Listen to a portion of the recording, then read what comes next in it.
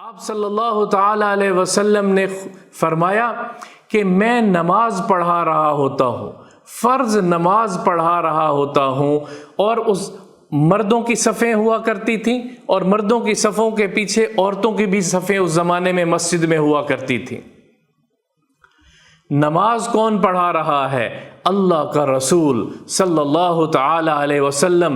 کس قسم کا اس نماز میں اللہ کے ساتھ تعلق ہوگا جس کا ہم تصور بھی نہیں کر سکتے، جس میں اللہ کا دیدار ہو رہا ہوتا ہے، جس میں جنت کو دیکھا جا رہا ہے، جس میں جنت اور جہنم کے مناظر ان کے سامنے آ رہے ہیں، اللہ کے ساتھ ایک تعلق ہے۔ اور اس کیفیت میں وہ رسول، اللہ کے لاڈلے رسول اللہ صلی اللہ تعالی علیہ وسلم کیا فرما رہے ہیں؟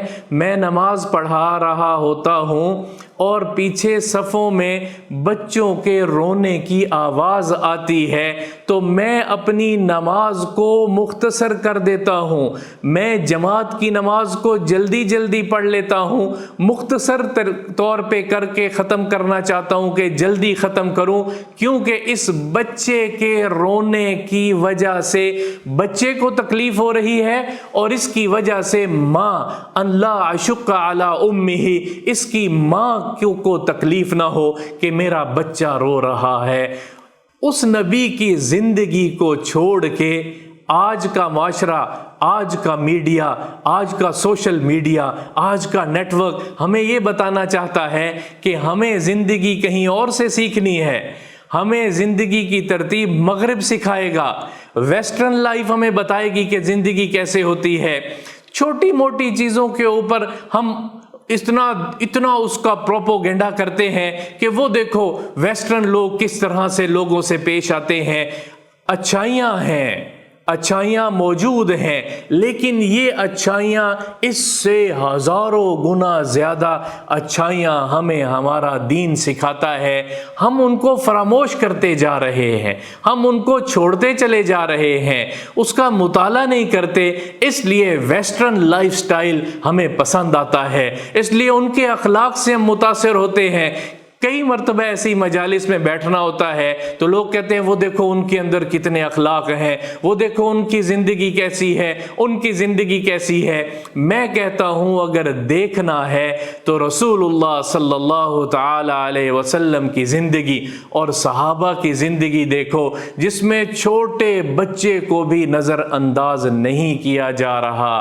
ان لا اشق علی امہ، نہ ماں کو تکلیف ہو نہ بچے کو تکلیف ہو۔ عبادات میں سب سے بڑی عبادت نماز ہے، عبادات میں سب سے بڑی عبادت کو بھی اللہ کا رسول کہہ رہا ہے کہ میں مختصر کر دیتا ہوں تاکہ ماں اپنے بچے کو سنبھال لے اور دودھ پلا لے، یا جو بھی اس کا رونا ہے اس کا رونا اس کو خاموش کر لے، اور ماں کے دل پر تکلیف نہ ہو، ماں کا دل پریشان نہ ہو۔ اللہ تعالیٰ اس معاشرے کو زندہ کرنے کی، ان باتوں کا تذکرہ کرنے کی مجھے اور آپ کو توفیق عطا فرما دے۔ اس سے بڑھ کے اور زندگی کوئی نہیں ہے، بلکہ اس کے علاوہ اور کوئی زندگی ہے ہی نہیں۔ الیوم اکملت لکم دینکم واتممت علیکم نعمتی ورضیت لکم الاسلام دینا۔ میرے اللہ نے دین کو مکمل، اجمل، اکمل، خوبصورت بنا کے مکمل کر کے پیش کیا ہے رسول اللہ صلی اللہ تعالی علیہ وسلم کی صورت میں۔